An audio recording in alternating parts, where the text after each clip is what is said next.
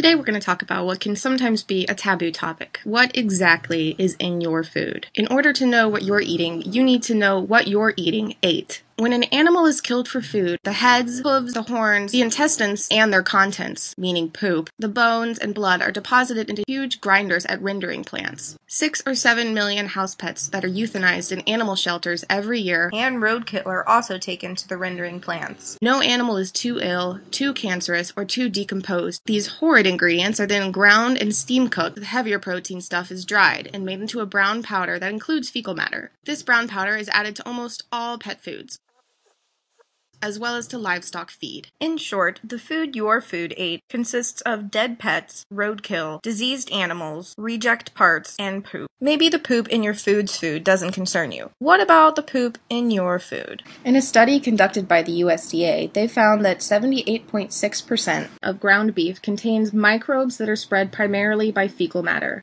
Once upon a time, USDA inspectors had to condemn any meat with fecal contamination. But about 30 years ago, the industry convinced the USDA to reclassify feces. Feces are now classified as a cosmetic blemish. In the poultry industry, after immersion in a scalding tank, chickens go to a massive refrigerated tank of water. Tom Devine from the Government Accountability Project has said that the water in these tanks has been aptly named fecal soup for all the filth and bacteria floating around. While a significant number of European and Canadian poultry processors employ air chilling systems, 99% of U.S. poultry producers have stayed with water immersion systems. It's not hard to figure out why. Air chilling reduces the weight of a bird's carcass, but water chilling causes a dead bird to soak up water, the very same water known as fecal soup. Jonathan Safran Farrar states, U.S. poultry consumers now gift massive poultry producers millions of additional dollars every year as a result of this added liquid. The USDA knows this and defends the practice. After all, the poultry processors are simply doing their best to feed the world, or in this case, ensure its hydration. Of course, you might notice that your chicken doesn't quite taste right. How good could a drug-stuffed, disease-ridden, shit-contaminated animal possibly taste? Independent turkey farmer Frank Reese says, "Everyone knows it's our food.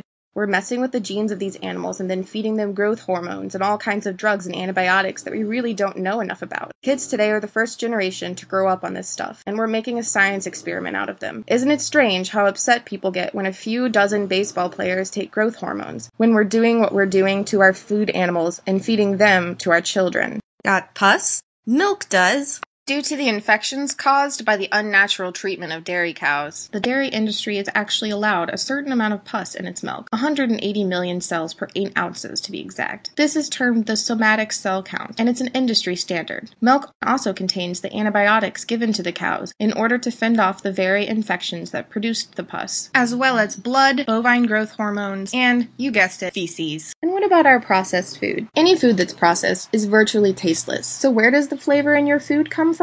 New Jersey. The area produces about 2/3 of the flavor additives sold in the United States. In Fast Food Nation, Eric Schlosser writes, "Calling any of these flavors natural requires a flexible attitude towards the English language and a fair amount of irony. Cochineal extract, known as carmine or carminic acid, is made from the desiccated bodies of female Dactylopias coccus costa. The bug feeds on red cactus berries, and color from the berries accumulates in the females in their unhatched larvae. It takes about 70,000 of them to produce 1 pound of carmine, which is used to make processed foods look pink, red, or purple. Starbucks strawberry frappuccino and Dannon strawberry yogurt both get their color from carmine, as do many fruit bars, candies, and fruit fillings. Here are some ingredients listed in Consumer Reports' Shop Smart Guide as weird but edible. Ammoniated beef. Trimmings of meat are gassed with ammonia to kill pathogens. This is the pink slime that went viral on the internet. Bacteriophages. This additive actually contains viruses. It's sprayed on ready-to-eat meat and poultry products to destroy the bacteria. Sodium nitrate. High cooking temperatures and stomach acid can cause these chemicals used in processed and cured meats to form compounds associated with cancer. If all of that isn't enough for you, have you ever wondered where artificial raspberry, vanilla, or strawberry flavors come from? Castoreum!